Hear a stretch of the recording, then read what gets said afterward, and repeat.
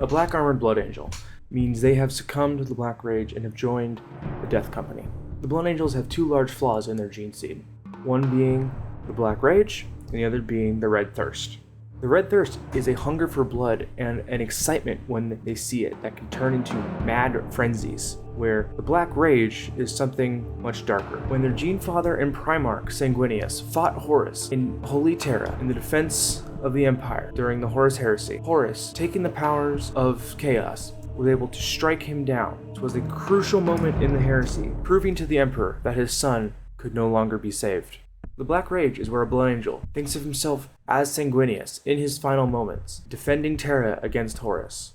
He sees everyone around him as Horus, and he is a dying Sanguinius that must defend Terra. The Battle Brother loses all sense of self and completely throws himself in abandoned rage to kill anything in his way, granting them unnatural strength and resilience. This rage is mostly fatal, in that the brothers that succumb to it typically do not leave the battlefield. Those that do never recover, and for the safety of their brothers, are sealed in the Fortress Monastery on Baal, their homeworld. They are restrained and given darkened black armor with red markings that represent the wounds of their Primarch Sanguinius as a mark of this affliction. They now are fully entered into the Death Company.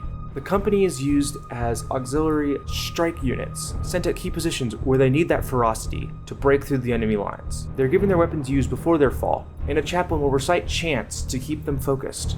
This allows them to stay on a mission and have some sort of direction, not turn on each other, and to focus their rage on the enemy. Despite their lack of sanity, they are not cast aside as sacrifices to be discarded.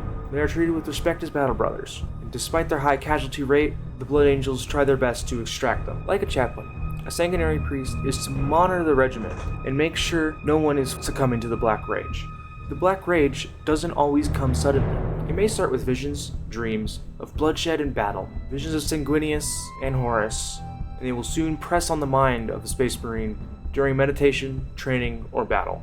Once the Black Rage begins to take hold, it can fully manifest in minutes, hours, or days, or even decades before they succumb to the Black Rage fully. But it is inevitable. You can't predict when the Black Rage will take hold. So the chapter's sanguinary priest and chaplains spend their solemn lives seeking any signs that a brother has been taken by the Rage. It is common for this sickness to be noticed on the eve of a battle. The Blood Angels gather for prayer with their battle brothers and speak the litany of hate before their chaplains. Every warrior kneels before their spiritual guardians, answering for a state of their soul and speaking their oaths of devotion to their brothers in the coming battle. Any slurred words or disorientation are marked by their overseers. If a Blood Angel is judged to be on the edge of succumbing to the Black Rage, he is withdrawn from the ranks as though he carried a contagion. He is then inducted into the Death Company. In the 10,000 years since the Horus Heresy, there has been few examples of recovery, the most notable being a librarian named Calistarius, later named Mephiston, Lord of Death.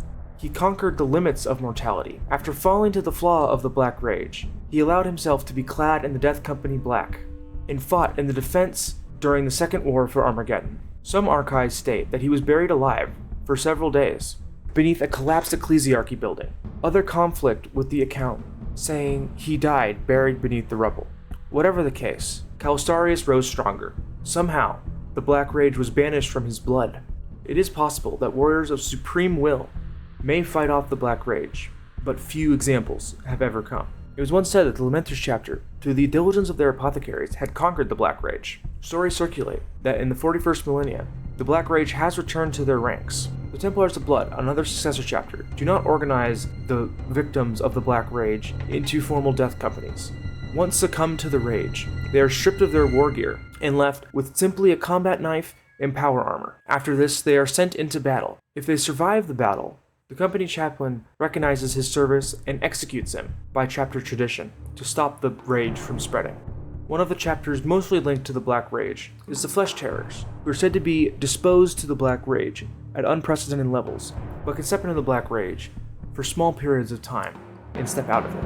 How they manage to do this is not well documented, but the Black Rage has become a large part of their chapter's culture. But if you are a civilian and you see black-clad Blood Angels, pray to the Emperor, for you might not live to see tomorrow.